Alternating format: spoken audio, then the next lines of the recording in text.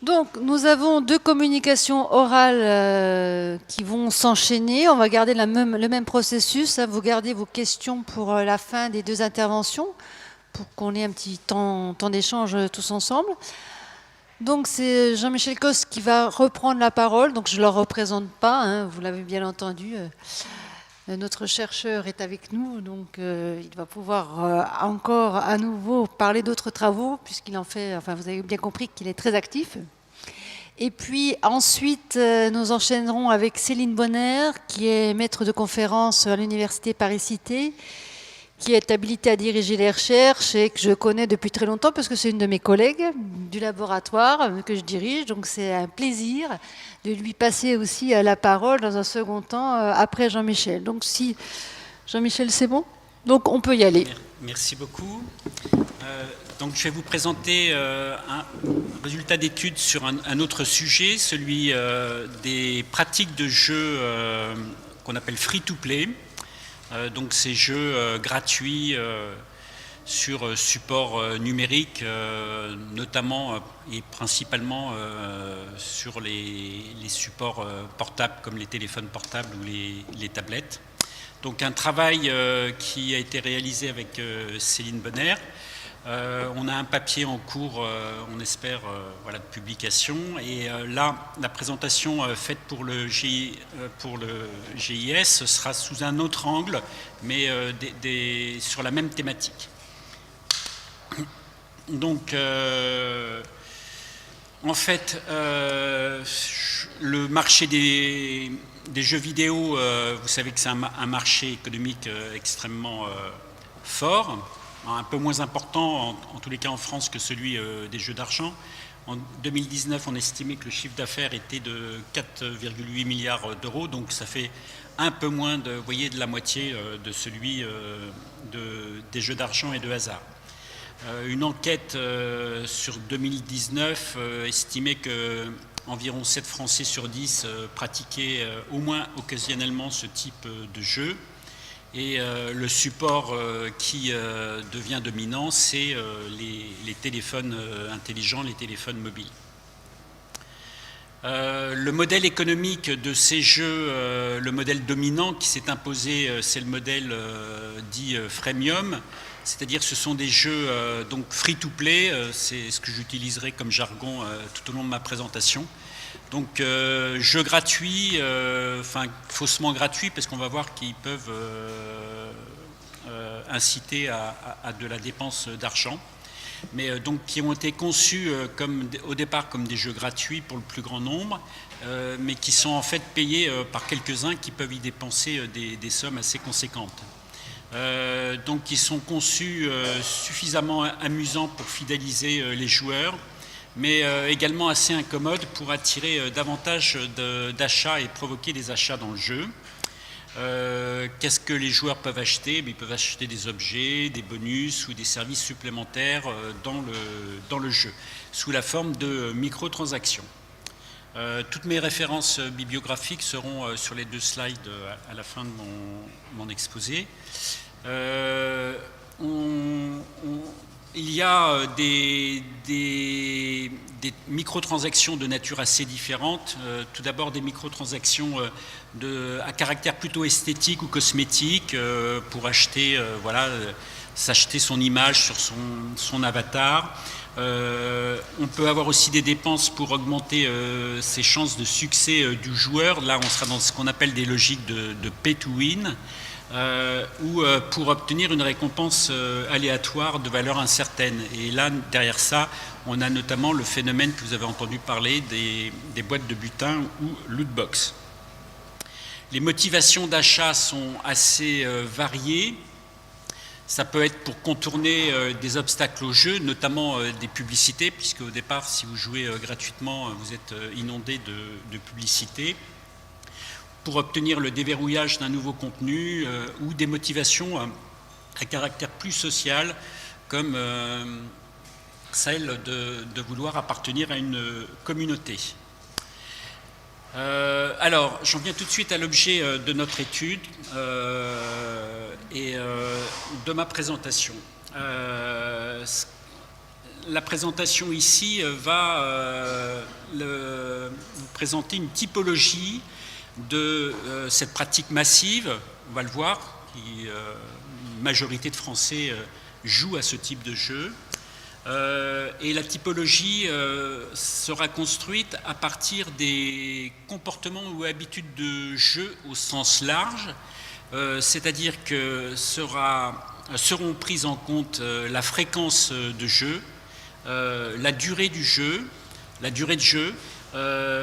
le fait de dépenser ou pas de l'argent au cours de jeu, et puis d'autres pratiques, notamment la pratique de jeux d'argent fictifs, c'est-à-dire des jeux d'argent dans lesquels il y a encore la notion de gratuité, dans la mesure où vous n'engagez pas de mise, et puis la pratique de jeux d'argent réels. Et une fois cette typologie construite, on a examiné deux choses: le profil des joueurs composant ces groupes, ces types, et puis regarder s'il y avait un profil différencié sur ces groupes construits en termes de problèmes rencontrés, de jeux problématiques. L'enquête et les données proviennent d'une enquête d'un échantillon, une enquête sur un panel web qui a été réalisée à la toute fin de l'année 2019. Cette enquête portait sur un échantillon de plus de 5000 internautes âgés de 18 à 65 ans, un échantillon sélectionné par quota, par sexe et âge, donc représentatif de la population française des internautes. Parmi ces plus de 5000 internautes âgés, 3472 joueurs se déclarent joueurs de free-to-play au sens du critère d'inclusion, c'est-à-dire d'avoir joué au moins une fois au cours des 12 derniers mois à ce type de jeu. Les mesures, évidemment, je ne vais pas les répéter, mais il y avait des questions sur les comportements de jeu en termes de fréquence, durée, dépenses et pratique d'autres jeux. Et l'échelle utilisée pour le problème de jeu est l'Internet Gaming Disorder Scale Short Form de Pontes et Griffiths. Donc c'est 9 critères de base du DSM-5. Avec une césure, un seuil à 5 critères ou plus, c'est-à-dire ceux qui ont déclaré, vous savez, il y a une échelle de Likert assez classique, très souvent à au moins 5 des 9 critères. Le type d'analyse qui a été menée dans les résultats qui vont vous être présentés, elle est double. On a commencé par une analyse dite de classe latente, donc c'est une technique statistique de classification des individus caractérisés par des données catégorielles. Donc les données catégorielles sur lesquelles on va se baser pour construire cette typologie, c'est donc les patterns de jeu, enfin les habitudes de jeu, à savoir la durée, la fréquence, la dépense, le fait de jouer à des jeux d'argent réels ou des jeux d'argent fictifs. Ensuite, une fois les groupes, la classification construite, des régressions logistiques multivariées ont été construites, calculées sur les caractéristiques sociodémographiques et le statut du désordre du jeu, du jeu problématique. Donc la variable à expliquer étant l'appartenance à une classe. Vous allez voir, il y a 4 classes, 4 groupes de joueurs. Donc la variable à expliquer étant l'appartenance à cette classe. Donc on va comparer classe par classe le profil sociodémographique et le statut de jeu problématique. Donc des données clés sur cette enquête, sur notre échantillon de 5000 personnes, excusez-moi. En fait, 68% déclarent avoir joué au moins une fois au cours de l'année à un jeu de type free-to-play. 17,9% déclarent avoir dépensé au moins une fois de l'argent dans l'année sur ce type de jeu. Et la pratique problématique relevée par l'outil IGD 5 ou plus est de 4,7%. Les proportions, quand on ramène à la base joueur, sont évidemment plus élevées. Toujours en résultats assez généraux, la pratique, je vais d'abord très rapidement catégoriser qui joue au jeu free-to-play. On a vu que c'était très large, donc 7 Français sur 10. Par âge, vous voyez que les prévalences de pratiques de jeu sont extrêmement élevées jusqu'à environ l'âge de 45 ans. Donc ça concerne effectivement les populations de jeunes adultes, mais au-delà, jusqu'à 45 ans, vous voyez qu'on est sur des taux de prévalence de jeux qui sont autour de ou supérieurs à 80%, et pour décroître après assez progressivement. Le profil sociodémographique, je ne vais pas trop m'étendre dessus, mais il y a une petite différence homme-femme, mais qui est finalement assez minime. Donc il y a quand même une participation féminine extrêmement importante à ce type de jeu. Évidemment, comme je l'ai déjà montré, un profil de population plus jeune que la population générale, plutôt des actifs. Et en termes de profil socio-culturel ou socio-économique, en étant très grossier, on peut dire que les joueurs sont un peu plus nombreux dans ce qu'on pourrait dénommer les classes moyennes. Alors j'en viens déjà au premier résultat, la construction des classes latentes. Donc cette analyse-là nous donne comme résultat la construction de 4 classes. La première que j'ai intitulée joueurs ordinaires de free-to-play, ce sont des joueurs, donc qui est une classe numériquement très importante, c'est près de la moitié de l'échantillon. Donc des joueurs qui se caractérisent par une fréquence et une durée de jeu assez faible, en tout cas bien plus faible que la moyenne, pas de dépenses dans le jeu, pas ou peu de jeux d'argent. Une deuxième classe de poids beaucoup plus modeste, 6,4%, qui est un peu un dérivé de la classe 1, puisque ce sont également des joueurs ordinaires, c'est-à-dire avec une fréquence et une durée assez modérée de jeu, de free-to-play, mais qui... par contre, oui, qui n'a pas, enfin relativement peu, quand même 30% de dépenses d'argent, mais qui se caractérise surtout, à la différence du premier groupe, par une pratique de jeu d'argent et de hasard. Le troisième groupe, intitulé joueurs free-to-play intensif, ressemble à la première classe du point de vue, en tout cas dans le fait qu'il ne dépense pas ou peu d'argent, qu'ils ne jouent pas à des jeux d'argent et de hasard, mais par contre ils ont une fréquence de jeu free-to-play et une durée de jeu beaucoup plus intense que la classe 1. Et enfin, la dernière classe, qui représente environ 15% de l'échantillon, se caractérise à la fois par une fréquence et une durée de jeu élevée, mais aussi par une dépense d'argent. 92% de ce groupe dépense de l'argent au cours du jeu, et par aussi, ils jouent tous d'ailleurs également à des jeux d'argent et de hasard, donc une pratique de jeu d'argent et de hasard. Donc voilà nos 4 classes. Quand on regarde ici, je vous propose comme une illustration les pyramides des âges, c'est le reste de mon début d'études en démographie, des 4 classes. Alors, sur cette représentation, vous avez la classe de référence qui sera la classe 1. Donc, je vous rappelle, les classes 1, c'est les joueurs ordinaires qui ont une pratique assez modérée du jeu, est représenté sur les 3 pyramides des âges comme sur le fond gris de la structure.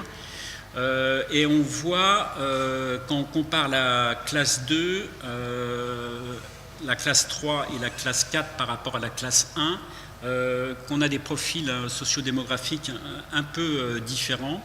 Relativement peu de différence entre les joueurs entre la classe 3 et la classe 1, c'est-à-dire quand on compare les joueurs intensifs de jeux free-to-play sans autre activité aux joueurs non intensifs de free-to-play. En termes de structure de structure par sexe et âge.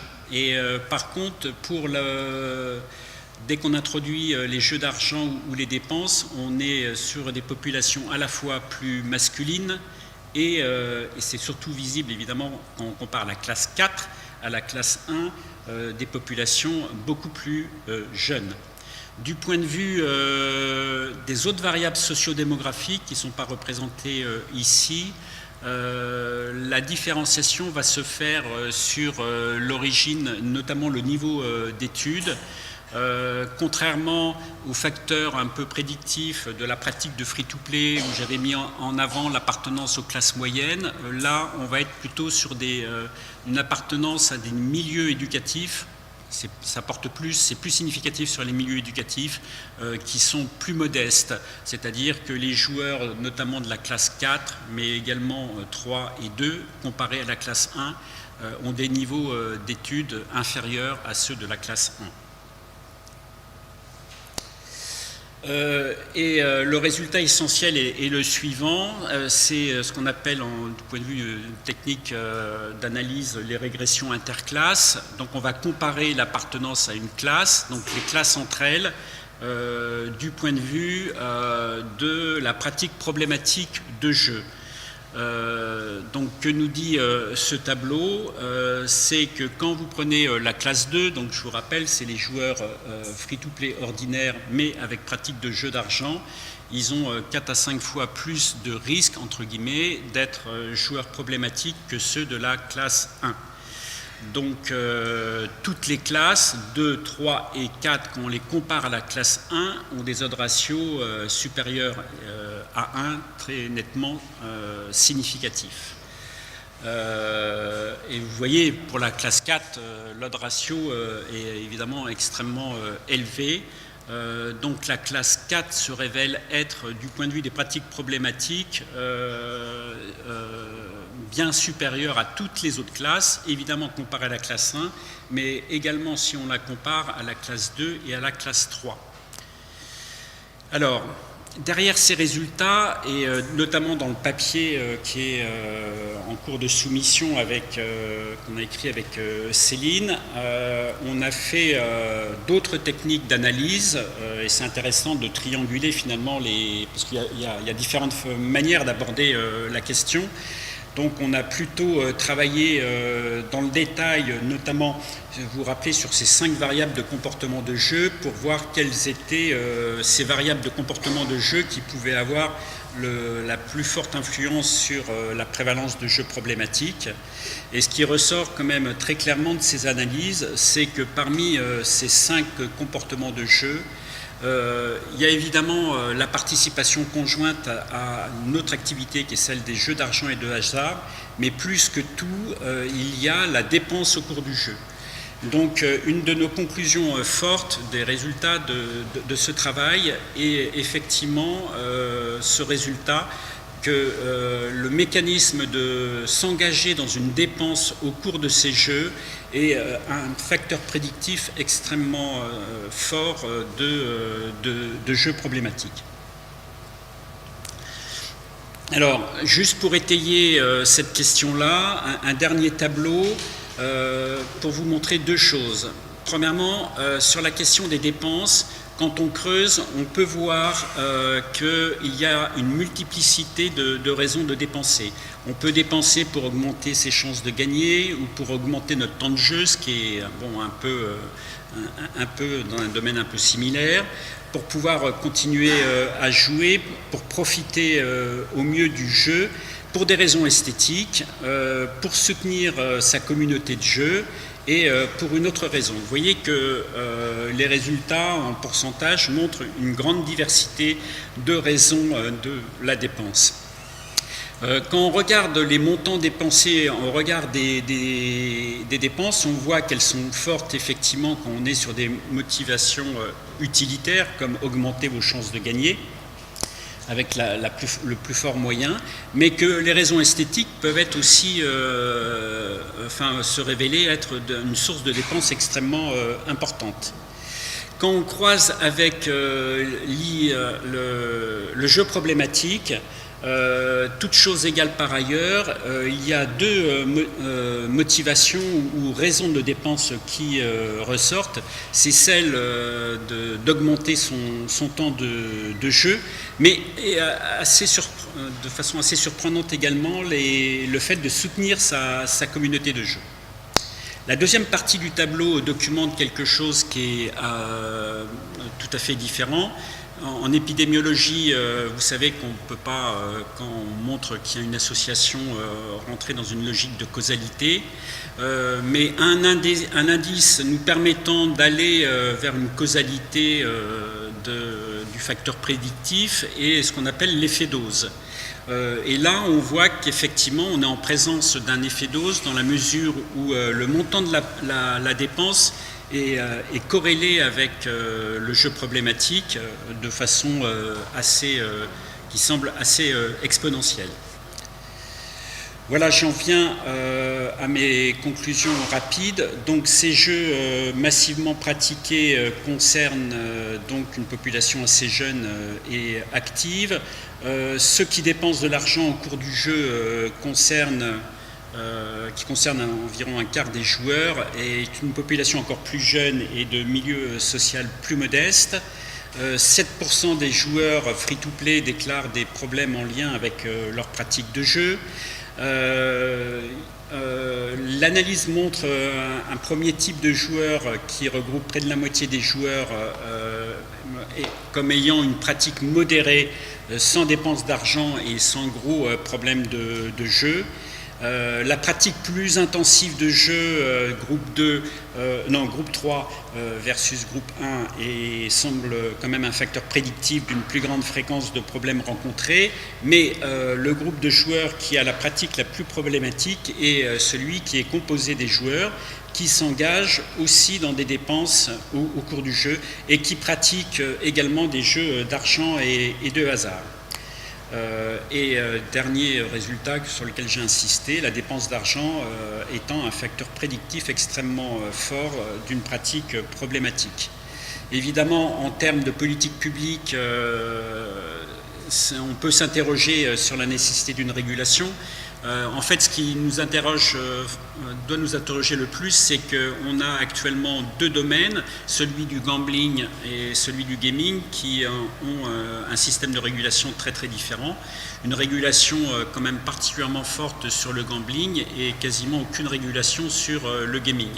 Et quand on est sur des phénomènes comme le pay to win, c'est-à-dire une dépense d'argent sur le gaming, on est à l'intersection entre les deux, et évidemment ce déséquilibre entre une absence de régulation et une régulation forte peut provoquer des effets néfastes.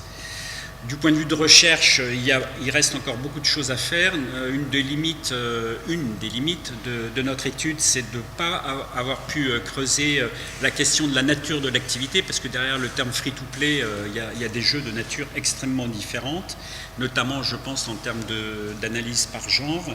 Il y a évidemment à creuser les études sur l'intersection entre gambling et gaming. C'est un axe d'ailleurs d'analyse secondaire qu'on compte poursuivre avec Céline.